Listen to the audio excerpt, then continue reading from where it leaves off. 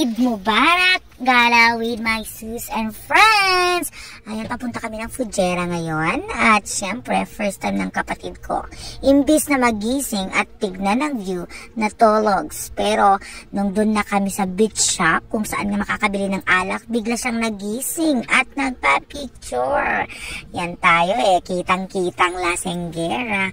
Ang ganda pala sa Fujairah, malinis din. Ayan, gising na siya, nabuhayan ng diwa. Hi sis! Happy Eid! Cooking kami. Igado ang paborito ng mga Ilocano. Dito tayo for tonight's dinner. Diba? Sus! Welcome to Fujairah! Ang taas na namin. Luto na ang igado at yan, inuman na. Hi sis! Where are you going today? Papali para sa party. Sisi. At saka si Madam.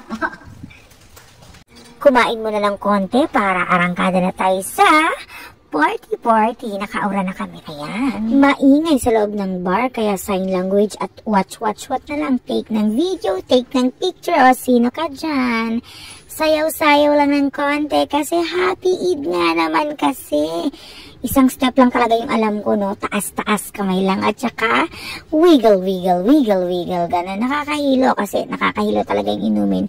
Away from the city. Good morning, Fujairah. O, diba? May probinsya din dito sa UAE. May bundok na walang puno. Wala din tao. Ako lang, syempre.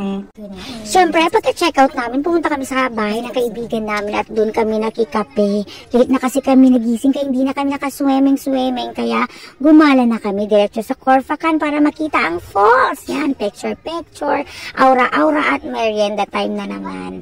Ganun lang talaga. Ang ganda ng falls pag may ilaw, hindi na kami nakapunta sa malapit na cafe sa looban. Kahit saan ka tumingin, ang daming water attractions, may beach, may lights na din pala yung kanilang mosque na napakaganda. Pati ulan dito, umiilaw. Charis, ang ganda, diba? Ang ganda ng view.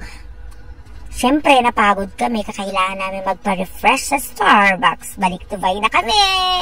Salamat sa gala! Bye!